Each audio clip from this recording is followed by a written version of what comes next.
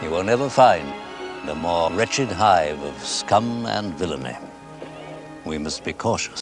Hey, this is what we're dealing with here. So we've got a bag with random weapons and cloaks and the dewback and domes and plates with no numbers, so you just guess when those come in. This has no number, just guess when you need these parts. All of the characters are not in the numbered bags like they are on the Lego set. So the instruction says to build one character with bag 1. Well, that character is in with all of the other characters, so I think we're just going to have to build all the characters at once. And then this is bag 1, bags 1, although we probably will need something from these as well. And then this is the, ooh, guess what this is? This is the instruction book, but you have no idea what it's for until you open it. All right, let's start with the minifigures. This is the most egregious, terrible minifigure ever, because what does this look like? This looks like a Trandoshan, right? Wearing a blue outfit with a blaster.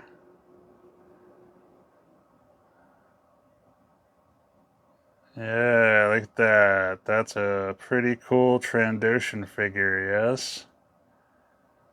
Very Trandoshan-y. A green Trandoshan. Well, except he's not supposed to be a Trandoshan. This is supposed to be Greedo. That's Greedo's outfit from A New Hope.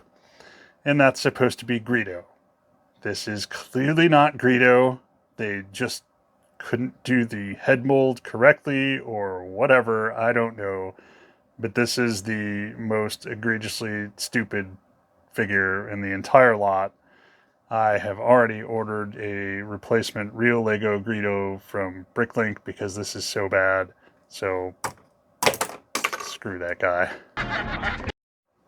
Then we have C-3PO. C-3PO is pretty cool. He's the kind of standard knockoff C-3PO printing. He's got a little bit of silver on his right leg. He's sort of that metallic gold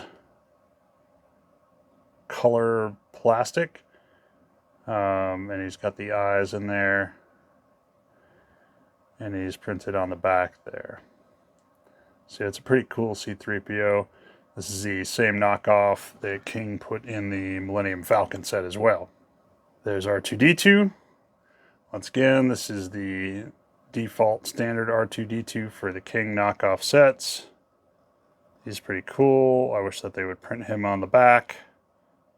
They do on the head, but obviously not on the back of the body. Oh dear.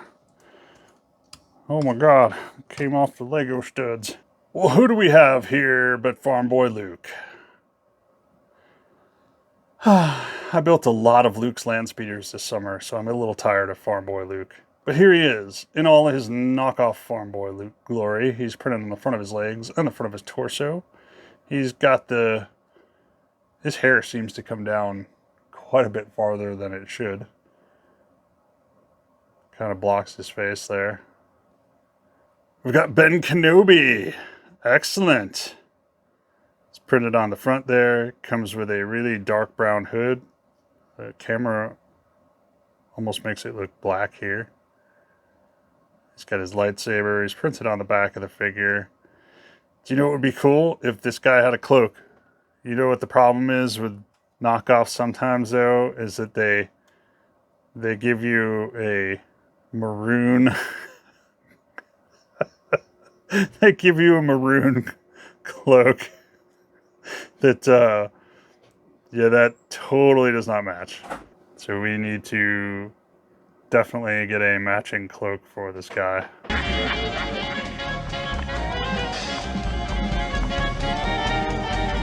Next up, we got Han Solo. So he's got his A New Hope outfit on with his vest and his shirt and the blaster belt. Wish they put the red stripes on the side of the pants, but they did not do that.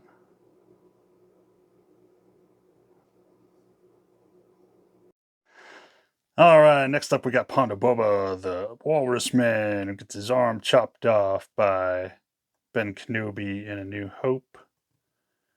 He's pretty cool. He's got a cool molded face. Just a little bit of printing on the back of the jacket.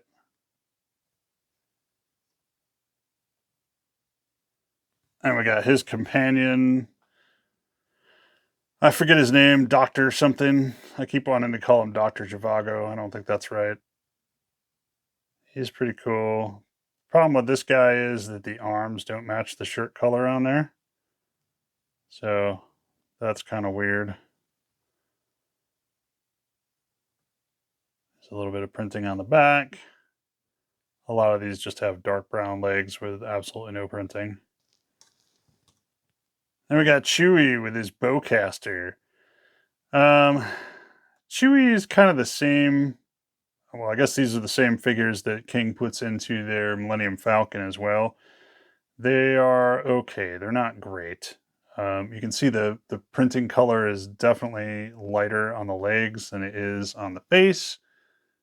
And he is really, really dark brown. Like, I will probably replace these guys at some point with either better knockoffs or actual Lego Chewies.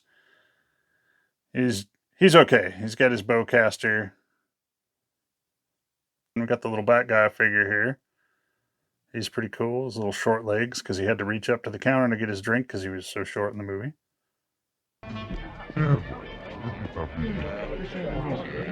Our other really short figure is a Jawa.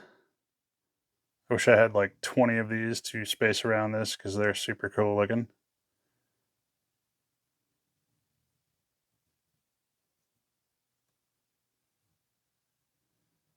That's pretty awesome.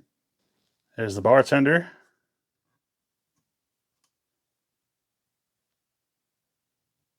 Just kind of a basic human dude. Here's an actual Trandoshan that's supposed to be a Trandoshan. So yay there. And they actually managed to match the hands with the face on this one. Surprising. So that's pretty cool. You got the devil looking dude. He's pretty cool. Again, his hands and his face match, so I'm happy with that. He's got on a cape as well. That's actually black, so that matches too. That's a pretty cool figure. We've got the spy figure. A little Imperial spy that rats them all out. He's got a cloak as well. He's got some light printing on the back.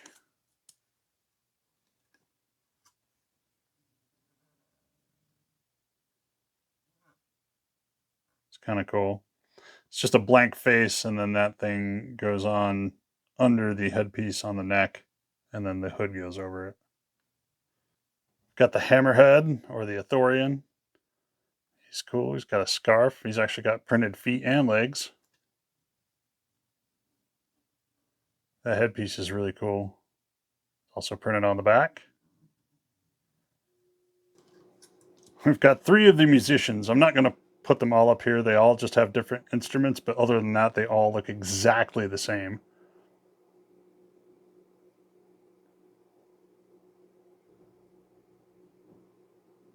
Those guys are cool. The heads on these guys are really cool. And then we have 2 Stormtroopers that are the Sandtrooper variants. They are both exactly the same except for the pauldron color. So this one comes with the orange pauldron, and the other one comes with a black pauldron.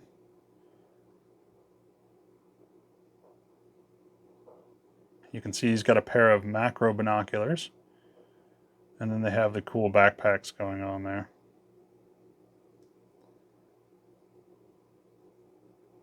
All right, and we'll go through the vehicles that come with this set really quickly here. So you can see we've got this cool looking speeder here that we see outside the cantina in the movie. This is a pretty cool little build. This is basically the first 2 bags of the build. Got a canopy in there. This does pop open. it doesn't have any sort of hinge, so it just comes off so you can put something in there. And there's a space where you can stand a figure up here as well. And then we've got these cool engine pods on the back. And it does sit on some of the clear half circles on the bottom. So that's pretty cool. That's an interesting bit of scenery you can park outside of the cantina there. Next up, we've got the white pod thing.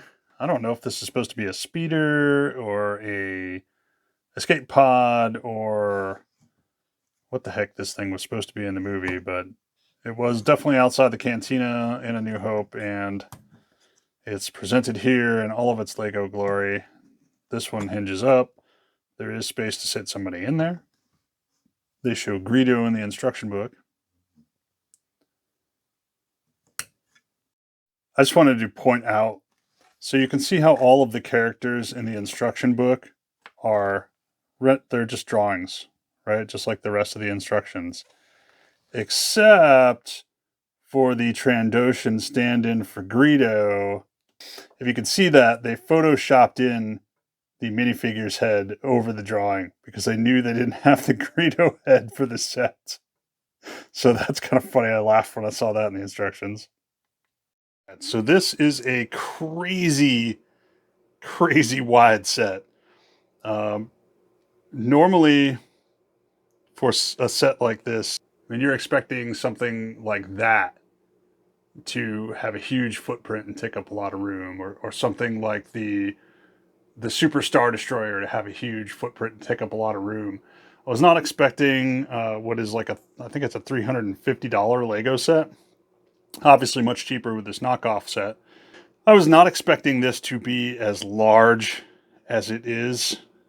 Even having seen this in the Lego store, this is crazy wide. Much wider than I thought it would be. It's actually 28 inches from here to here if you put it all together like it shows in the instructions. So that's 2 foot 4 inches wide. It's just a really crazy large set. So let's get into some of the stuff here. Obviously, we've got the dewback here. So he does come off here. He's just a big figure. He's got some Lego receptacles on the bottom. He doesn't really move. The legs are not...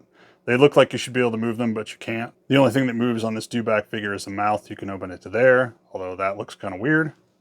If you click it up one, it looks much better there. Obviously, there's the other sand trooper riding the dewback. They do include this saddle build, the parts to make the saddle build. There's also... Oh my god! I killed him! There's also this piece that comes with it. If you want to take the saddle off the dewback, you can put that on there so he doesn't have a saddle on him anymore. With a little watering station out here, you've obviously got some water and then a bone he can chew on. He does press down into these studs to keep him on here. And then you do have a place where you can tie him up. We've got a evaporator out here attached to the side of the cantina. And there's one on the other side as well. I'll show you that when we get around to it.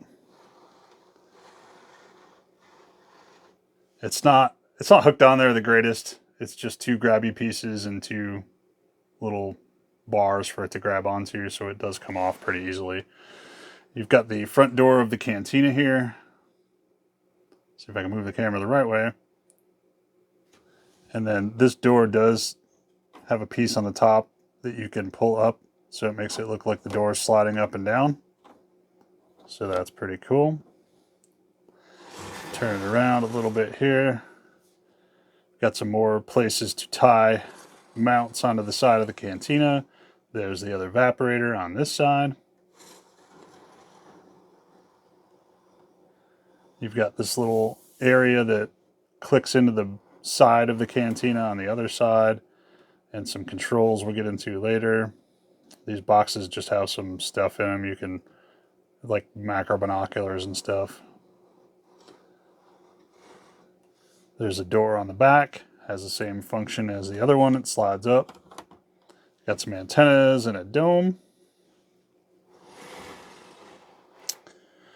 This is just the back of the cantina. There are hinges, so I'll show you in a bit. You can open this. And then we're back to where we started. Now the outbuildings that are attached to it here, you can see that it's just got the little grabby pieces that clip onto the bars to hold it there. They don't hold very well. So you've got the front of this one. This looks pretty cool here. I like the roof on this one. Some interesting details on the sides here.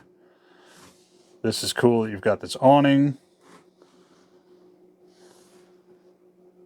It's sort of like a merchant stall in there. Spin this over. You can see we've got some hinges on the side here. You can see that these two buildings are only held together by the same mechanism that holds them onto the main cantina. This one's also got that same door opening mechanism. And this building is open on the back here. So let's separate these two. We'll start with this building. The roof is just held on by a couple studs in the front. Same thing for this. So we can kind of take a look inside there. So we've got some crystals in some bags and some parts in some bags. I kind of think this is supposed to be like a Jawa residence or something. Or at least some sort of junker. We've just got a bunch of stuff in there. And you can access that by taking the roofs off. And the roofs just click in with those two studs on either side here. So it's a pretty cool inclusion. Makes you feel like there's something around the cantina other than nothing. Here we've got the other building. This one has a dome on the top, so you can obviously lever that open. And then this is really two sides that you build separately and then connect. So they do hinge open. And you can see the inside of that little shop there. There's a mug. There's some stuff in a crate. And then you've got a broom in the doorway in this one. There's a blaster hanging up there inside. Some junk on the sides there. I do like that they gave you the outbuildings because it makes it feel like the canteen is just not sitting out in the middle of nowhere by itself. So you get a little bit of Mos Eisley along with it. So that's pretty cool. We hop over to the main building, the cantina itself. You can see that the open top here represents like the skylights from the movie. This part is just sitting here, so it just pulls right off. And then you can see down into the cantina. But even cooler than that, we can take these parts of the cantina and push them apart. And the whole thing opens up so we can view the inside.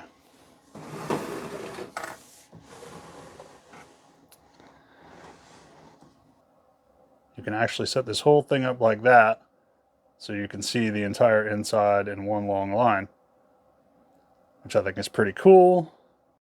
All right, so you can see on the top, we've got all sorts of little panels covering the roofs. We can tilt up all of these domes to uncover rooms. And also, almost all of these have roof pieces that are just held on by a couple of studs. Although, in this case, the roof piece took off the back part instead of coming off the studs. But you get the idea. They come off so that you can see inside the booth a little better. Let's run through these real quick here. So obviously you've got the main bar area. This is the back entryway behind the bar. Just got some cleaning equipment and storage back there.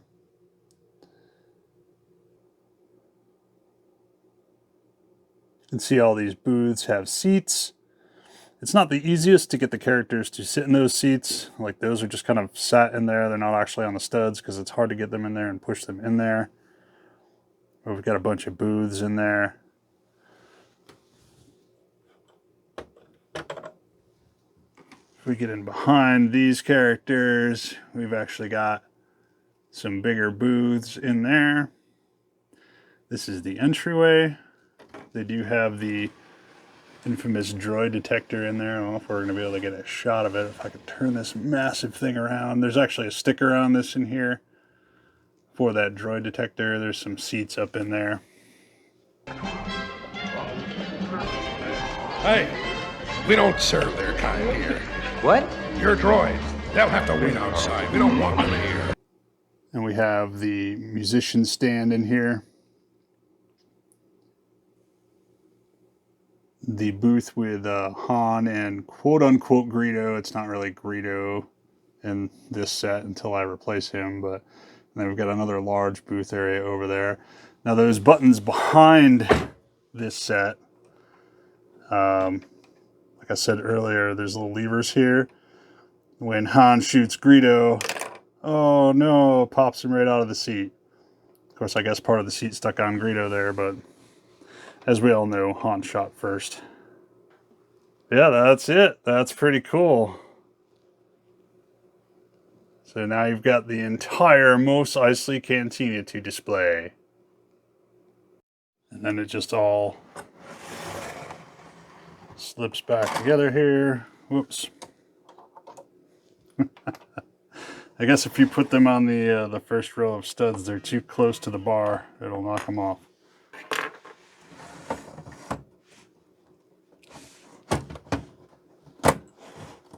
There we go.